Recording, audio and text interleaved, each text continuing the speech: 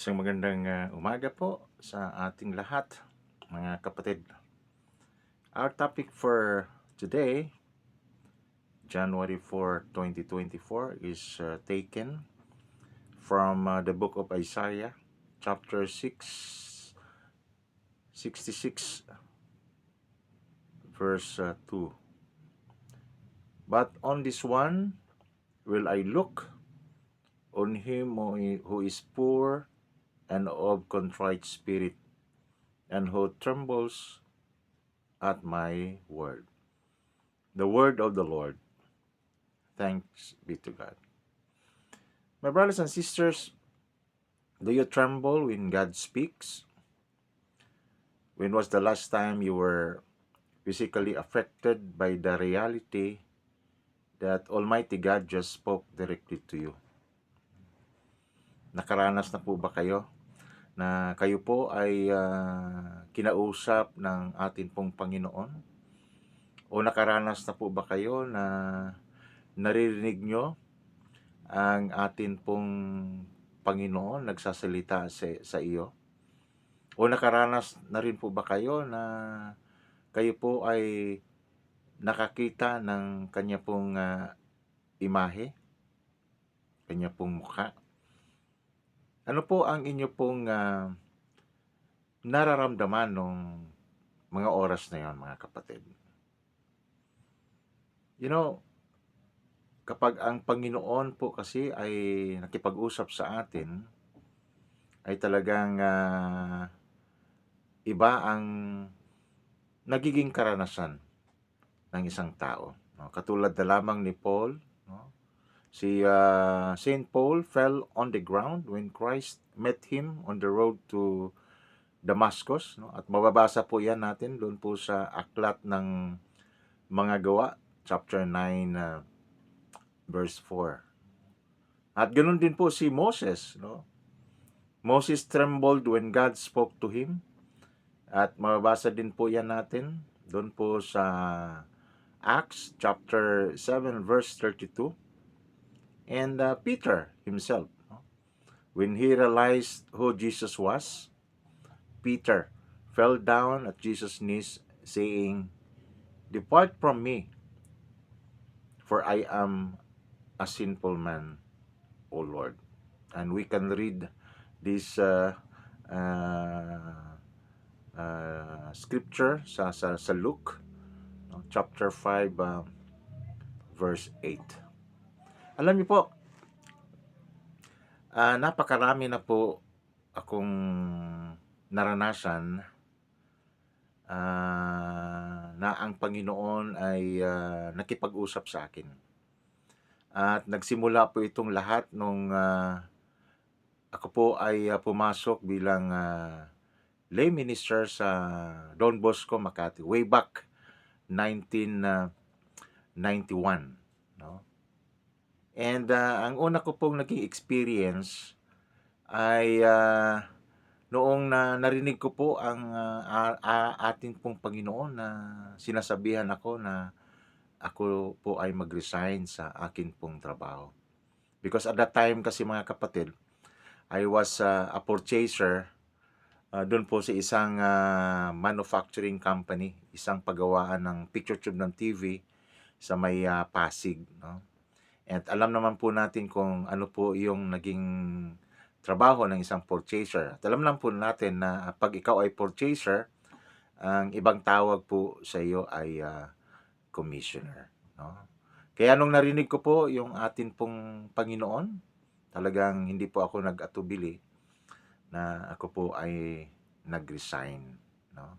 Pero alam nyo, napakabuti po talaga ng Panginoon. God's timing po, sapagkat yung company po ay nag-offer po ng early retirement, no? At marami sa mga kasamahan ko, ng mga empleyado, ang nag-apply, no? At isa na po ako doon. And as a matter of fact, ako po ay nakakuha ng kahit maliit man lamang na separation fee. Pero kay buti po talaga ng Diyos, no? Pinag-resign po ako.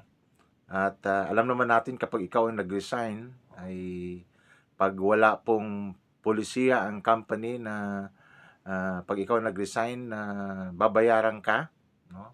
Pero laking tuwa ko po talaga sapagkat, kahit paano po ay nabigyan po ako ng, maliit man lamang na separation fee, 'no?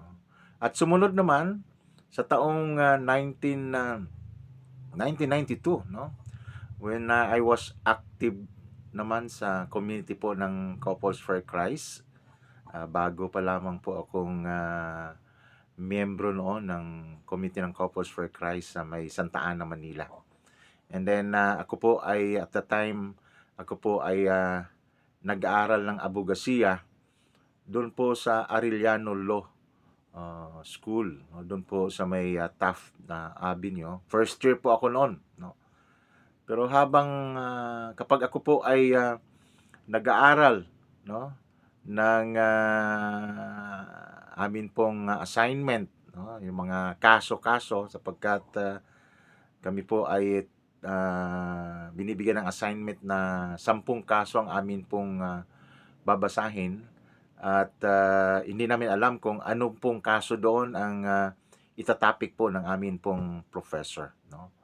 At habang, binabasa ko po yung Civil Code of the Philippines, 'no, narinig ko po yung sinasabi ng ating pong Panginoon na, "Ikaw naman, Willie, 'no, 5 taon kitang pinaaral, tapos ka ng, accountancy, ngayon ay, batas pa rin ng tao ang iyo pong, pinag-aralan, 'no.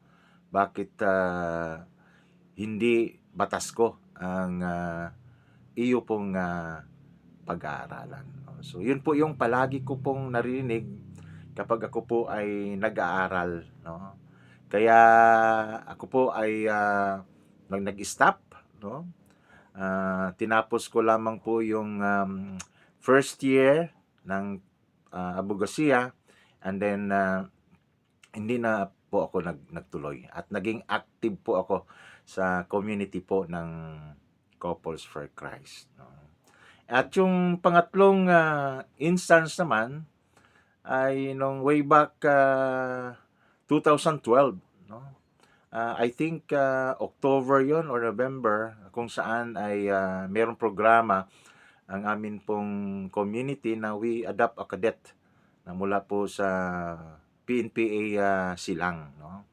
At, concluding right na po yon, so lahat po ng mga kadete ay inanyayahan na dumalo po doon sa isang MCG doon po sa IIRR sa may, Silang. And during worship, alam niyo po, napaiyak po ako during worship sapagkat nakita ko po doon sa harapan, doon po sa pinakaharapan, 'no, yung mukha po, napakalaking mukha po ng atin pong Panginoong Hesus. Talagang, habang nagwo-worship kami, nagpupuri sa Panginoon, hindi ko mapigil ang akin pong, pagluha. Pero alam niyo po, tinago ko po 'yun, 'no. Sinasarili ko, 'no. Every time na ako po ay dumalo sa amin pong MCG, doon din po sa IRRR, every time na kami po ay nagwo-worship, 'no, November, December, ay nakikita ko po doon yung malaking mukha po ng atin pong, Panginoong Hesus, 'no. At, sinasarili ko po 'yon. Tinatago po, wala po akong, pinagsasabihan, in fact, sa mga sharing hindi ko po binabanggit 'yon. And, ito na nung 2013, that was January, 'no, na meron pong isang, programa doon po sa MCG na kung saan ay pre-over yung mga bagong leaders po ng community po ng Couples for Christ, 'no. At habang, pre-over po yung mga leaders doon sa harapan, merong isang kapatid na nagpicture, kinunan ng litrato yung mga kapatid nating mga bagong leaders, 'no. At pinost po niya doon sa Facebook. At alam niyo po, doon sa kanyang Facebook ay talagang kitang-kita po yung ano, yung mukha po ng atin pong Panginoong Hesus, no? Kaya sinishare ko po yung picture na yon doon po sa Facebook at sinabi ko, meron po ba kayong nakita dito po sa picture na ito? At merong isang kapatid po natin, isang member po ng AGT na nagsasabi, "Opo, nakita ko po yung mukha po ni Jesus doon po sa harapan." No? At tuwan-tuwa po ako sapagkat hindi lang po pala ako ang nakakita, kundi meron pang iba na nakita po yung mukha po ng ating pong Panginoon, no? At sinuggest ko po noon na sana po mabigyan po natin, mai-draw natin yung mukha ni Jesus, no? Sapagkat ito namang IRRR ay malimit po nating ginagamit. Pero hindi po nag-proceed po 'yon, hindi po nai-draw 'yon doon po sa harapan. In fact, tinakpan po yung harapan ng malaking poster po ng Community ng Couples for Christ, no? Isang tarpaulin na malaki at tinakpan po yung mukha po ng atin pong Panginoong Hesus, no? So at that time sabi ko, ay, nung umattend ako uli ng MCG, ay nakita ko po na nakatakip na po yung mukha ng atin pong Panginoon. So habang nagwo-worship kami, ay bigla na lamang lumabas uli yung mukha po ng atin pong Panginoon. Doon naman sa tagiliran, sa tabi, no? At hindi lamang isa kundi dalawa, no? Dalawa, no? At sinasarili ko na lang po 'yon, no? So every time ako po ay dumadalo, hindi po ako nag-a-absent sa amin pong MCG at malimit ko pong nakikita po yung mukha po ng atin pong Panginoon. Ngayon at this moment ay nawala na po yung tarpaulin, pininturahan na po kasi bago yung wall, kaya nawala na po yung picture po, yung image po ng atin pong Panginoon doon po sa IRRR. And I'm hoping na nawa sa susunod na mga araw ay sa tuwing ako po ay dumadalo sa gawain ng Couples for Christ, nawa ay makita ko po uli yung mukha po ng atin pong Panginoon. Pero this time kasi, before kasi kaming mga members po ng Music Min ay doon po kami kumakanta sa likod at nakaharap po kami doon sa harapan. Pero this time kasi kami po ay nandoon na sa harapan, so sabi ko ay wala na. Totally ang nakikita ko na lamang po ngayon ay yung mga malalaking picture nung may-ari po ng IRRR doon po sa pinakalikod, no? Until now, sa totoo lamang po mga kapatid, every time ako rin po ay dumadalo sa amin pong parokya, sa amin pong simbahan, meron din po akong nakikita na isang napakalaking image din po ng atin pong Panginoon. Jesus Nazareno, doon po sa right side po ng amin pong simbahan. Doon po sa isang marble at kapag sinasabihan ko na i-draw, kayang-kaya ko po na i-draw po yung mukha po ni Jesus Nazareno kasi every time na ako po ay dumadalo doon po sa amin pong simbahan ay palagi ko po siyang nakikita. Pero minsan natatakpan din po kasi yon. Minsan kasi tinatakpan po yung mga imahe ni Mama Mary, no? Pero pag wala na po yung mga imahe po ni Mama Mary, ano po mga santo na inilagay po doon, talagang lumalabas po yung image po ni Jesus Nazareno, no? So mga kapatid, as we study our Bible, no? So hingin natin sa Panginoon na may we able to sense that God has something to say directly to us, ano, through the verses na atin pong binabasa, no? Siguro we will take a moment to consider the awesome reality that God who spoke and created universe now speaking to you, no?